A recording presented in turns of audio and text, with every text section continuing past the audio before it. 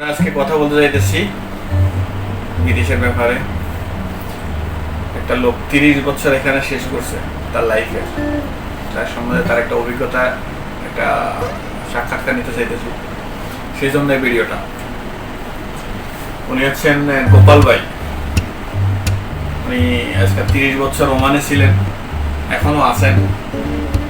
তো ওনার অভিজ্ঞতাটা জানতে চাইতেছে যে প্রবাস জীবনের অভিজ্ঞতাটা কি, মানুষ কিভাবে এখানে জীবন যাপন করে, আর কিভাবে লাইফের জন্য স্ট্রাগল করে, পরিশ্রম করে, কতদূর আগায়, কতদূর আগাইতে পারে, এটা নিয়ে।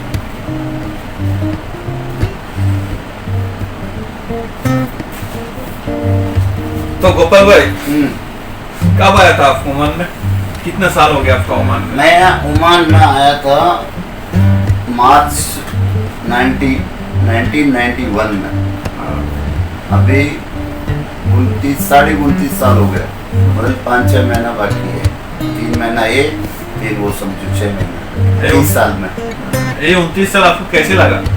ये 29 साल हम आए जब, तो हमको बहुत ये मुश्किल लगा था कि हम नहीं रह पाएगा, जाएगा। इधर इतना गर्मी था, इधर इतनी फैसिलिटीज नहीं थी। मैं ये सब पत्थर दिखता था, पहाड़ है, इतना झाड़ वगैरह नहीं था, रोड के ऊपर भी नहीं था, गार्डन भी इतने नहीं थे। तो हमको लगा कि ये बहुत अच्छी जगह नहीं है, हम जाएंगे जल्दी। तो 2-3 महीना रुका के बाद में हम, मेरा फादर था इधर, फादर था, तो मैं फादर को बोला मैं नहीं रुकेगा। तो बोला मैं तुमको पहले बताता था कि क्यों तुम इधर आने का। बोला मेरा फादर मना करता था, लेकिन मुझे बहुत शौक था गल्फ आने का। तो मैं आया कि मैं देखा तो 3-4 महीना में मैं इधर बहुत ऐसा लगा कि अच्छा नहीं है। हम फर्स्ट टाइम में आके ओमान में ड्यूटी किया था कुरुम में, एकदम कुरुम बोलेगा तो बहुत मतलब बोबरा के आगे सेंटर है, दोनों साइड में पत्थर है, पहाड़ है, बीच में है, उधर हमारी ड्यूटी थी। तो बहुत हार्ड दूर था, बहुत गर्मी था। ऐसा काम नहीं करे तो भी खड़े खड़े आदमी को पूरा पसीना वहाँ की सूर तक में सॉक्स गीले हो जाते थे, ऐसा गर्मी था उस टाइम। बाहर का दुनिया तो ऐसा गर्मी है।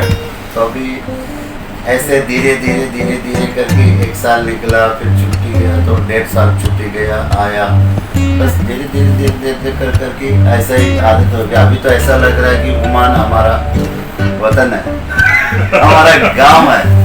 हम ये सोचते हैं कि ओमान में रहे, जितना दिन रहे उतना हमको अभी बहुत अच्छा लग रहा है ओमान। क्योंकि दूसरा कंट्री में एक्चुअली गया नहीं, सिर्फ ओमान में देखा। तो मुझे इधर देखो बहुत अच्छा है ओमान में कि ज़्यादा कुछ किसी का वगैरह नहीं है। ओमान में अच्छा है तो दुबई है, सऊदी है, कुवैत है, कतर, कोई ऐसा कंट्री अच्छा नहीं है?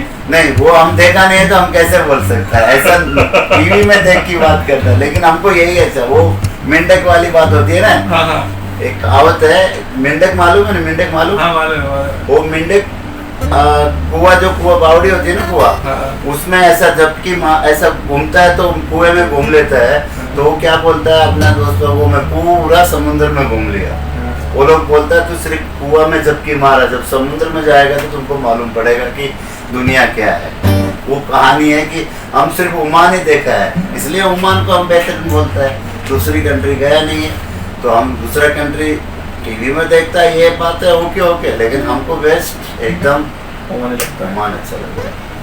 यहाँ धार्मिक सब चीज़ें हैं, और किसी का ऐसा कोई क्राइम नहीं है, मारधाड़ का नहीं है, चोरी डाके का नहीं है।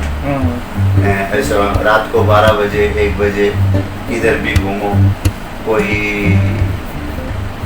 कुछ ये नहीं है, प्रॉब्लम नहीं है। पहले हम जब आए थे तो था वही के वो साइड में सुनते थे कि बलोची लड़का लोग, वो था भी पहले कि 8 बजे 6 बजे 7 बजे इसके बाद अंधेरा होने के बाद में 1 आदमी 2 आदमी ऐसा जाएगा तो उसको पर्स लेते थे, उससे कुछ बटवा पर्स छीन लेते थे। और क्या था, पहले पॉकेट में पर्स रखते थे। मोबाइल तो अभी आया है दुनिया में। और किसी को थप्पड़ मार देते थे। कोई टिकट करने के लिए यहाँ कोई दुकानें नहीं थी, सिर्फ रुई जाते थे। अगर 150 रियाल 200 रियाल कहीं होता, बैंक के पास एक ही बैंक था, लाइन लगती थी बैंक में फ्राइडे के दिन। पहले उधर ड्राफ्ट बनाने का, फिर रजिस्ट्री करने का, 15 दिन में ऐसे पैसे जाता था। पहले बहुत मुश्किल था ना। वहाँ फोन का कुछ पहले ये इतना मुश्किल था कि ये लेटर लिखने के लिए पहले मैं इधर रहता तो काम करता साइड पर, तो आदमी लोग बोलते थे कि गोपाल जी, फोरमैन जी, हमको फ्राइडे के दिन हमारा लेटर लिखने का है, हमारा लेटर लिखना है। 2-3 आदमी बुकिंग करता था, हमारा पढ़ना है। लिखने वाला इतना आदमी नहीं थे, पहले पढ़े लिखे नहीं थे। अभी समझो ये कंपनी के अंदर 10 आदमी पढ़ा होगा, 90 आदमी, 17 आदमी ऐसे ही रहते थे, दूसरे को लेटर देते थे। और लेटर एक हफ्ता तक पॉकेट में रखते थे। कोई आदमी ऐसा सीक्रेट रहता था कि वो लेटर सिर्फ नजीम भाई से पढ़ाएगा, नजीम भाई से लिखाएगा, क्योंकि बहुत से घर का प्रॉब्लम आता था, किसी का मतलब फैमिली का होता था ना। हाँ। तो वो क्या है कि सीक्रेट बात होती थी। उधर भी कोई लिखने वाला वो खुद नहीं लिखती थी, किसी से लिखाती थी। तो वो बात ऐसे टिक करके हम लोग बताते थे। तो बहुत से आदमी एक हफ्ता तक उसको फोल्ड करके पॉकेट में रखते, जब फ्री होगा तब पढ़ के सुनाएगा। तब सुनाएगा। ये वो जमाना वो था। और अभी देखो, इन लोगों को देखेगा तो इतना अच्छा सब कुछ मिलता है। पहले कोई एसी नहीं था हम लोग के पास, वो टॉप मैनेजमेंट को मिलता था, मैनेजर लोगों को, बाकी पंखा रहता था एक रूम में। यही गल्फार सामने ही है, इसका एयर इंडिया बड़ा ढारा है, उसमें 30 लेबर रखते थे हम लोग एक रूम में। 30 पहले गल्फार नहीं आया था ना। हाँ, फर्स्ट गल्फार था। तो 30 आदमी एक रूम में रखते थे। 5 पंखे लगे रहते थे ऐसे, जैसे ड्रिंग 5 पंखा 30 आदमी में क्या होगा, 5, 6, 10 पंखे थे। बहुत मुश्किल होता था। और बाहर निकलते ही ऐसे हालत होते थे, ऐसा था। अभी देखो, अभी तो बहुत कुछ बदल गया, एसी वैसी सब हो गया। इतना गाड़ी नहीं था, कहाँ था गाड़ी, इतना किधर गाड़ी था, इतनी रोड नहीं थी। लेकिन ओमान बोलेगा तो बहुत ही इधर का सबसे मेन है। हम राजा जो सुल्तान काबूस था, उसका बहुत बहुत शुक्रिया है। ओमान का अच्छा किया हम उनके लिए। तो यहाँ का जो राजा था बहुत अच्छे थे। और वो जिस दिन 11 जनवरी 2020 में दुनिया छोड़ के गए, तो हमको बहुत दर्द हुआ। मैं बहुत अंदर फील हुआ, मुझे दुखी हुआ कि एक महान वो राजा था। मैं उनको नज़दीक से एकदम से 2 दफ़ा देखा हूँ, उनके पैलेस में काम किया हूँ। 30 साल में मैं बहुत जगह काम किया। ओमान में शायद कोई ऐसा जगह नहीं होगा जिधर हम, शायद 1-2 जगह बचा होगा मेरी याद में, बाकी बहुत जगह में काम किया हम लोग।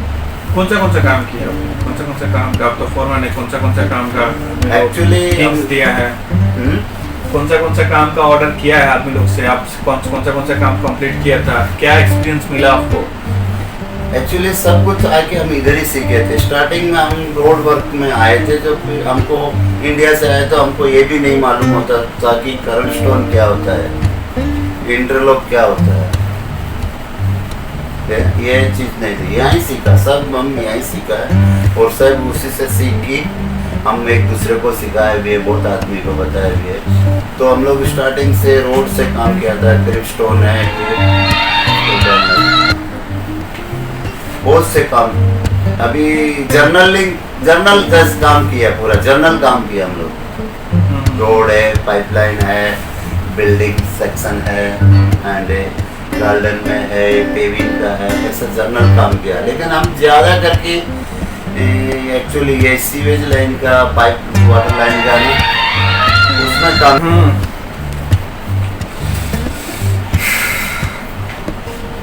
कब दुखी होता था इधर? इतना साल हुआ, कभी तो दुखी होगा। जहाँ इस टाइम में इस बात के लिए मैं दुखी हुआ था। कभी कोई बीमार होता है तो दुखी होता है, कोई फैमिली मेंबर कोई कुछ हो जाता था तो दुखी होता था। आप किस बात में दुखी हुआ जो आपका याद है? जो है ये बात के लिए मैं बहुत दुखी हुआ था, लेकिन फीलिंग बहुत बैड था इधर। कि बहुत ज़्यादा, सबसे ज़्यादा दुखी मैं एक बार हुआ कि मेरा फादर का डेथ हो गया था इंडिया में। और मैं इधर आके 15 दिन हुआ था इंडिया से। और मेरा लेबर कार्ड बना नहीं था। अच्छा कंपनी में, दूसरी कंपनी में था, लेकिन लेबर कार्ड नहीं बनने की वजह मैं घर नहीं जा सका। मतलब फादर को कंधा नहीं दे सका, देख नहीं पा रहा। इससे दिन मेरा बहुत दुनिया से सबसे ज़्यादा दुख उस दिन हुआ कि मैं आज क्या इंसान हूँ कि मैं जा नहीं पाता। कंपनी ऑलरेडी मुझे बोली हमारे कोई प्रॉब्लम नहीं है, हम पासपोर्ट दे सकता है, 1 महीने की सैलरी एडवांस दे सकता है, बट ये गवर्नमेंट का रूल तो कोई लेबर कार्ड नहीं है तो जा नहीं सकता। लेबर कार्ड अगर नहीं है तो मान से नहीं जा सकता, और लेबर कार्ड के लिए लेबर कार्ड मेरा बना नहीं था। उस दिन में मैं बहुत दुखी हुआ। तो कहने का मतलब ये है, इधर सुखी भी है दुखी है, लेकिन कुछ ऐसे कंडीशन आती है ना उस टाइम आदमी का ये दिल है ना ऐसा करता है कि अरे यार अपना देसी अच्छा था कि हम वहाँ रह सकें तो सबका ये कर सकें। लेकिन उस टाइम मुझे बहुत दुख हुआ था। मेरे फादर का अंतिम संस्कार में मैं नहीं जा सका, और बीच में बहुत सी कठिनाई आई। दुख मतलब कठिनाई तो बहुत आई, बहुत मतलब ऐसे सीधा रास्ता में नहीं मिला है, बहुत से तकलीफ झेल के ये लेवल में हम पहुँचे।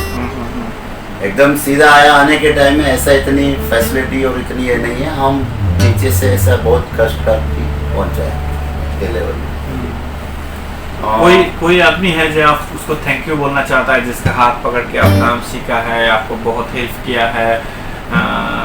ऐसा होता है, जैसे मेरे को भी एक आदमी हेल्प किया था, मैं उसका नाम कभी भूलेगा नहीं। आपका भी ऐसा कोई होगा ना? हाँ वो है, मुझे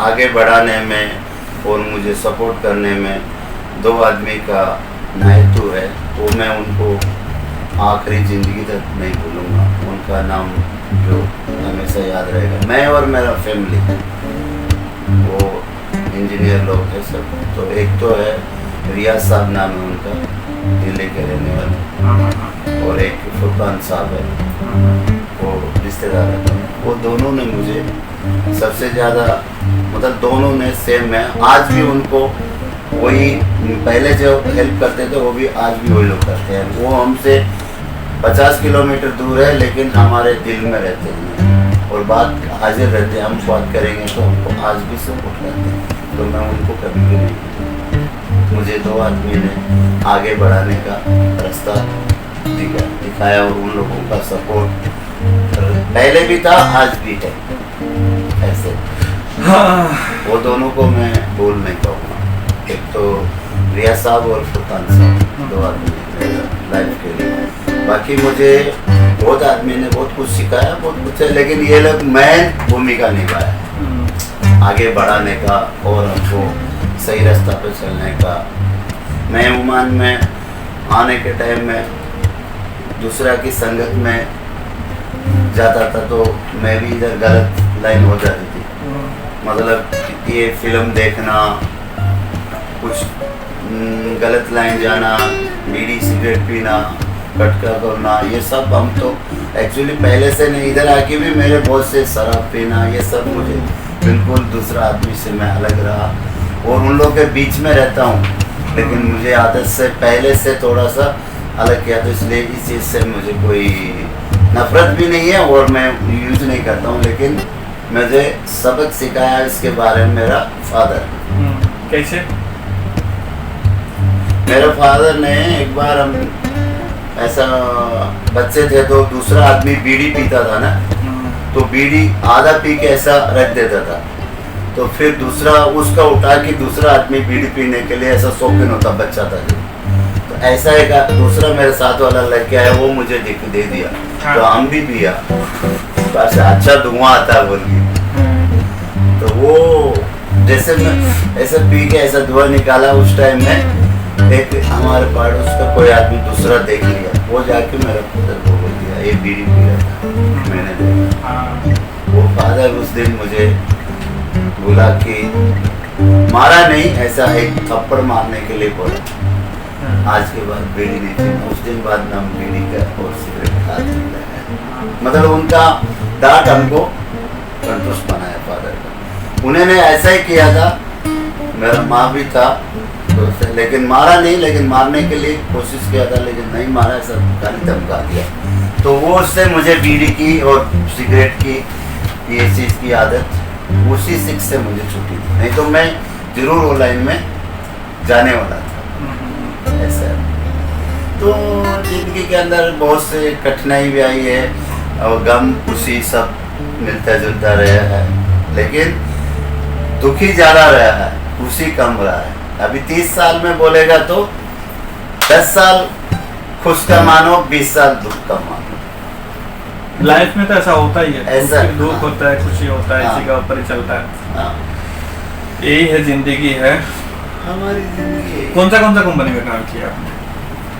अभी मैं इधर ऑलरेडी 5 कंपनी का है। मैं एक्चुअली फर्स्ट मेरा गल्फार इंजीनियरिंग कॉन्ट्रैक्टिंग है। उसके बाद में मैं एक पुर्तगाल की कंपनी थी, मोंटी एड्रेनो मिडिल ईस्ट घोड़ा कंपनी, विदेशी कंपनी थी। उसका इधर 33 का एरिया में काम, और अल्फाबेट 33 में काम चलता था नेटवर्क का। अच्छा। उसमें ही मैं गया था। तो उसमें मुझे 1 साल का कॉन्ट्रैक्ट था उसमें। बाद में एक साल का वो लोग रिन्यू करता था। उसमें बहुत अच्छा पैकेज था और अच्छा हमको रिस्पेक्ट मिला, अच्छा पैसा कमाया उसमें, बहुत अच्छा किया। लेकिन उसका आगे नेक्स्ट प्रोजेक्ट नहीं होने के वजह से उन्होंने हमारा कॉन्ट्रैक्ट रिन्यू नहीं किया। तो फिर उनसे हम एनओसी लेके उसके बाद में अल अंसारी और प्रोस्केप दोनों में गया। अल अंसारी में थोड़ा दिन था, फिर प्रोस्केप में आ गया। प्रोस्केप में 6 साल काम किया। अच्छा, प्रोस्केप हमारा अच्छा कंपनी था बहुत। उसमें हमारा टॉप लेवल जो मैनेजमेंट था बहुत अच्छा था और उनके साथ अच्छा हमारा रिलेशन है। आज भी हम लोग उनसे बात करते हैं कभी कभी। उनमें 6 साल निकला। फिर यही हालत उधर हुआ कि उसका नेक्स्ट प्रोजेक्ट नहीं मिला और कंपनी का जो मेन टॉप जीएम था वो कंपनी छोड़ के चला गया, वो कंपनी में नहीं रहा। इसलिए कंपनी धीरे धीरे 200 के हम लोगों का उसमें वीज़ा नहीं मिला, मतलब वो काम नहीं है बोल के हमको उसने भी एनओसी दे दिया। फिर प्रोस्केप से हम इसमें गंदूत में, अभी गंदूत में तो 2 साल गुजार लिए। तो मतलब 4-5 कंपनी में से हमको सभी कंपनी में पैसा मिला, सभी में इज्जत मिला। हम किसी का कंपनी का बुराई नमक का है तो हालत नहीं करनी चाहिए, क्योंकि हम उनमें से पैसा कमाया है, इज्जत कमाया है। तो सब कंपनी अच्छा था, सब बेस्ट थी, सबका मैनेजमेंट टॉप था और काम नहीं होने की वजह से वो कोई दुखी की बात नहीं है तो कंपनी कहाँ से रखेगी। तो सभी अच्छी कंपनी थी। सभी कंपनियों में अच्छा हमको रिस्पेक्ट मिला, पैसा मिला और पैसा कमाया। नया से आदमी लोग आ रहा है बाहर से, बांग्लादेश से, पाकिस्तान से, इंडिया से, नेपाल से, उस लोग के लिए क्या कहना है? कौन सा काम में आना चाहिए, कौन सा काम इजी है, क्या काम सीखना चाहिए? उधर सीख के आएगा तो इधर इजी पड़ेगा, ऐसा कुछ है? आपका एक्सपीरियंस है, कुछ बताता है? हाँ, जो नया बंदा आएगा, कोई भी आएगा, तो एक्चुअली ये हेल्पर में नहीं आना चाहिए, कुछ टेक्निकल में आना चाहिए। अगर उसमें आएगा तो आदमी सीखने के लिए, देखो ये फील्ड के अंदर बहुत सी चीज़ें एक नहीं है, काम सीखने के लिए बहुत कुछ है। प्लम्बिंग है, कारपेंटिंग है, ये जो लेवल लोग आती है वो टेक्निकल। एकदम हेल्पर में आएगा तो क्या होता है, उसका माइंड कुछ सीखने के लिए नहीं करता है। वो सोचता है यार छोड़ो, क्या रिस्पॉन्सिबल नहीं लेता है। थोड़ा सा रिस्पॉन्सिबल में आएगा ना जिम्मेदारी में, तो वो आगे बढ़ता है, वो ऑपरेटर बनता है, गाड़ी चलाता है, जेसीबी चलाता है, ऐसा। लेकिन एकदम से वो कुछ भी, मेरी याद में बहुत से आदमी एकदम जीरो है, किसी को हिंदी भी नहीं है, कुछ नहीं आता था। सेवल क्या है वो मालूम नहीं है, शूज पहनने को, डोरी बांधने का मालूम नहीं है। वो लोगों को भी हम ऐसे हेल्प किया, काम सिखाया, ऊपर लिया है। हाँ, उनको बहुत सिखाया, बताया ऐसा। लेकिन देखो कोई भी माँ का पेट से काम सीख के नहीं आता, बाहर आता तो ही सीखता है। सीखने के लिए इरादा होना चाहिए, मतलब लेकिन उसका इंटरेस्ट होना चाहिए, उसको रुचि होनी चाहिए कि मुझे ये काम सीखना है, वो तो वो कामयाब होगा। अगर रुचि नहीं है तो कुछ काम नहीं। तो बहुत से यहाँ लेबर आके भी आज मैंने देखा हूँ, वो लोग ऑपरेटर बन के 300-300 रियाल कमाते हैं। भाई साहब, ऐसा है। हाँ हाँ हाँ। तो जिंदगी में बहुत से आदमी से मिला, बहुत आदमी से कांटेक्ट में, आज भी बहुत से आदमी मेरे को 20 साल वाले भी आदमी आज भी मेरे साथ में कांटेक्ट में है। अभी थोड़ा टाइम बाद बात हो रही थी कि 20 साल 99 में वो मेरे से मिला था, फिर कल मुझे फिर दोबारा उसने फोन किया, दूसरा नंबर वो चेंज कर लिया लेकिन नहीं किया। तो वो बोल रहे हैं कि यार गोपाल जी आप ये कि याद रखता है। वो तो है अच्छा आदमी का, एक्चुअली आदमी का बातचीत में आप लोग पूछ लेते हैं। लाइफ में कोई अच्छा बात करेगा तो उसको कभी भूलेगा नहीं यार। हेल्पफुल, आप खुद को हेल्पफुल रखेंगे, जैसे किसी को हेल्प करना है, आपको हेल्प करेंगे, आप किसी को हेल्प करेंगे तो कभी आपको भूलेगा नहीं। लेकिन देखो इंसान को हेल्प करना है।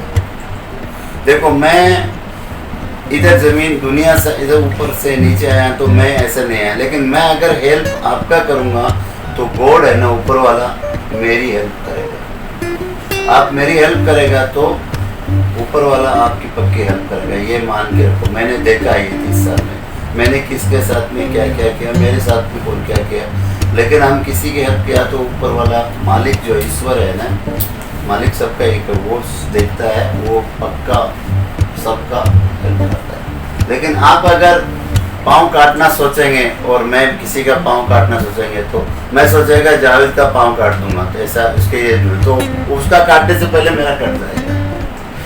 इसके लिए कभी भी किसी के बारे में बुरा नहीं सोचना, कभी किसी के बारे में बुराई करना नहीं है। हो सके जहाँ तक सबकी हेल्प करना और अच्छे से रहना, फ्रेंडशिप रहना, कि इंसान को इंसान समझना, इंसानियत वही होती है मेन बात है। बाकी तो सब इस दुनिया के अंदर आजकल का ज़माने में सब लोग ऐसे बहुत से आदमी कम मिलते हैं, आपको ये सोचना पड़ेगा। ज़्यादा बस खली बली, इधर अरबी में आके खली बली समझ गए हर चीज़।